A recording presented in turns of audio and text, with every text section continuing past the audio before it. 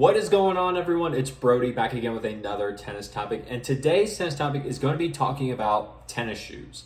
In specific, tennis shoes that tend to have a wider fit or actually go to a wide size.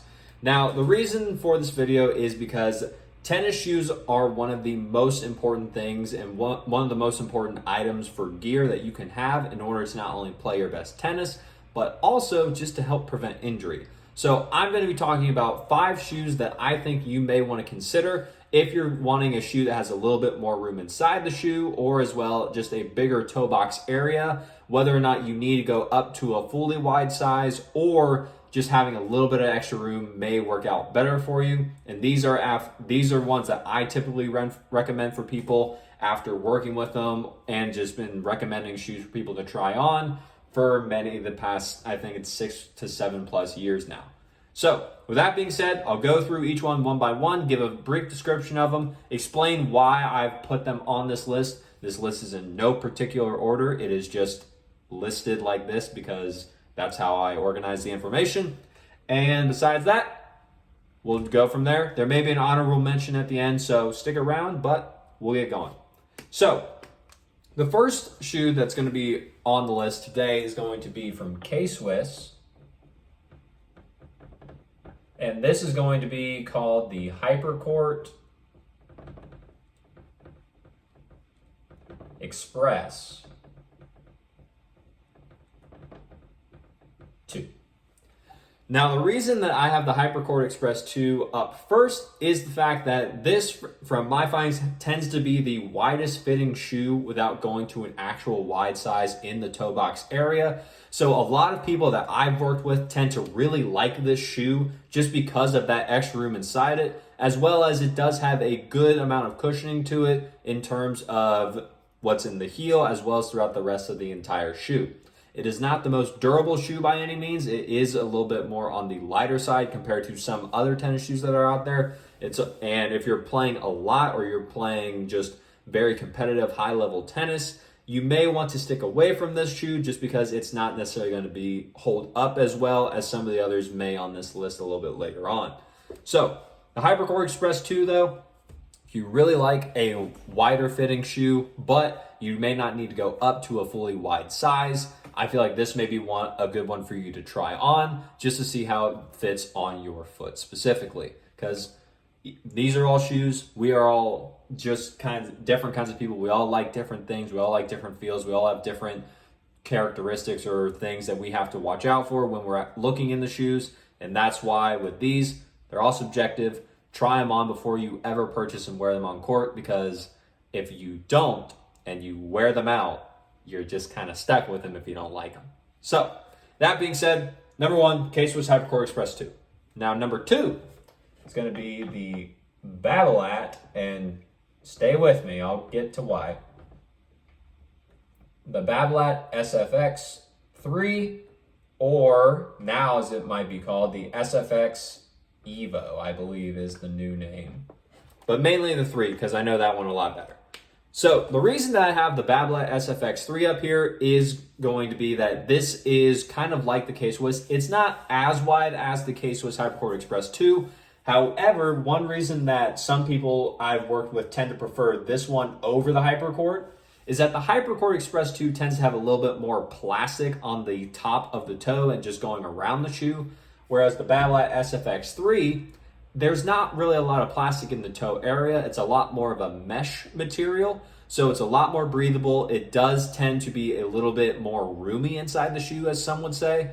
It's just that the overall actual width inside the shoe tends to be a little bit more in favor of the Hypercourt Express 2, whereas the Babolat SFX 3 or the Babolat SFX Evo, which is different from the SFX 3, I just haven't had the chance to put it on my foot as much as the SFX 3. The SFX 3 in itself, very, very easy shoe to use. It's very wide fitting, not going up to a wide size either though, but it does well giving you the room inside the shoe, especially having the mesh up near the toe area.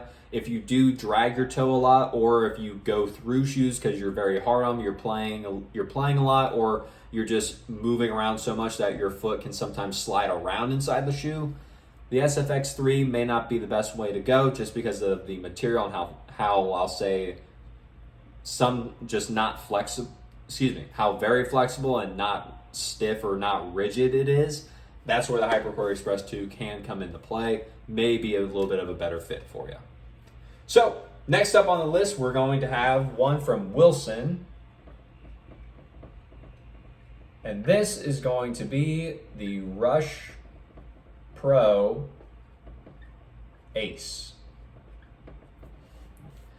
Now the Wilson Rush Pro Ace, this is going to be the actual first wide shoe on this list that I have right here. Now this shoe you can use even if you are not a wide foot. I've seen some people get away with it because it doesn't tend to be the widest feeling shoe out of all of them.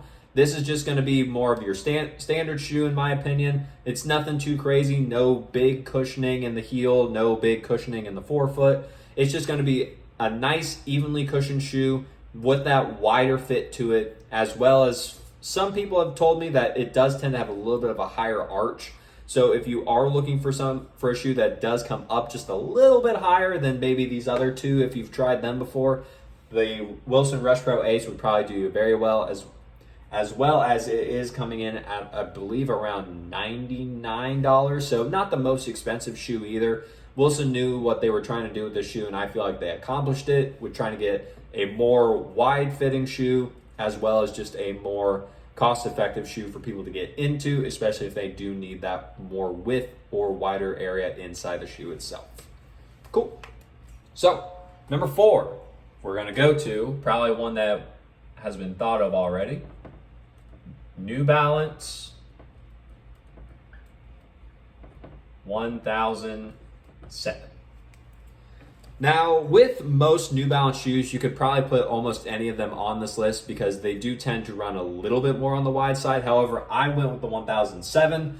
Not only does the 1007 in the base form tend to have a little bit more of a wider fit from almost every single person I've talked to, the 1007 also tends to come in a 2E and a 4E, which if you don't know, that for men is the two different wide widths that New Balance uses and most shoe companies will use in order to indicate that it is a wide size.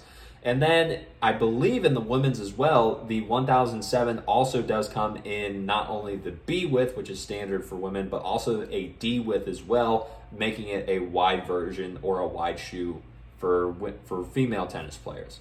So with that being said, the New Balance 1007, there's a lot of cushioning in the heel in this shoe, so a lot of people do tend to like it for that. As well as it's New Balance. It's a very comfortable shoe, even though most tennis shoes specifically are not necessarily the most comfortable thing. But the New Balance 1007 did very well from most people that I've had try. Some people think it looks kind of like a clown shoe because it can, depending on which version, whether you look at the white version, the black version, or just any other color. But try it on. If it works, I don't really care how a shoe looks as long as it's comfortable and I can actually wear it effectively. That's my own thing. If you're someone that only likes wearing shoes based off a certain color, completely cool. I mean, just let me know. I mean, sometimes some of these shoes we get a little bit of color to them, especially once we start getting into the actual wide size. But overall, sometimes we just gotta take what we can get. So, finally, number 5 here. Last one. We're gonna pull up the Adidas Barricade, and we'll do that Barricade with an E, not a 3. There's the 3. The Barricade 13. Now, the reason I say the Adidas Barricade 13 is the fact that with many of the times that I've tried the Barricade 13 or just the Barricade line recently from Adidas, or any person that I've been working with, if they've tried an Adidas shoe, Adidas tends to run a little bit more on the wider side just from what I've seen and what I've felt personally. So the Adidas Barricade 13, this one being a little bit more wider than what usually tends to come from Adidas, especially if you're comparing like the Ubersonic or the Cybersonic. Those I say are a little bit more narrow or a little bit more fitted, whereas the Barricade 13, you have a little bit more room inside the shoe. And that's why I felt like it would work a little bit better, especially here on this list, compared to some of the other Adidas shoes that are out there. Now, you can use almost any shoe as long as it works well for you, it's comfortable, fits well, and you have enough cushioning and support that you are going to be able to play your best tennis or just feel comfortable playing tennis without having to think about the risk of rolling your ankle or injury from your shoes. And that's why with these 5, I just wanted to list out a few different key things that I usually look for, or just a few key shoes that I will kind of point people towards if they're looking maybe for a wider shoe. I tend to usually stay around one of these 5, but I have gone into other shoes before depending on what people have worn in the past, depending on how people have told me that the shoes fit, whether they wear inserts or anything like that. So it all just depends on what you personally prefer when it comes down to shoes. I just hope that this list gave you a little bit more of a directionally correct step rather than just being like the one thing that's like, oh yes, this is the best thing ever. If I can help you move towards maybe knowing what wider shoes are out there to see what may work best for you, I'll feel like I did my job, and I hope that you enjoyed it. So these are going to be my 5. I'll leave this one here as kind of a little bit of a bonus for all of you that stuck around to this long. So the bonus one down here, it's going to be, I wonder if you guessed it, it's going to be the ASICS Gel Resolution 9 in wide. Now, the reason I have this down here and it was not in the actual top 5 list is mainly for the fact that the ASICS Gel Resolution 9 and just ASICS in general does not tend to be a wide-fitting brand at all. So they tend to be one of the more narrow, if not the most narrow brand from what I've seen. So I didn't really want to put ASICS up in the numbers, but down here is an honorable mention, the ASICS Gel Resolution 9, especially in the wide specific version. This is going to give a little bit more room to the actual shoe itself, whereas most of the other ASICS shoes you should probably never even touch if you're wanting more of a wide fit. So with that, this one may be a little bit more of an easier try, especially to have that same Gel Resolution 9 quality that almost everyone seems to love once they get the shoe on. So with that being said, that'll be the list. I'll leave it there.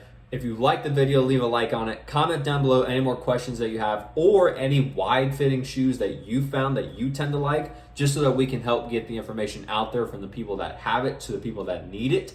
There's a lot of tennis misinformation in the tennis community, so I took it upon myself to make this channel and so that we can have this conversation and just help get all this information that is actually going to help people out into the world, rather than have some of the lies or just some of the misinformation get out and have people potentially get hurt or harmed from their gear.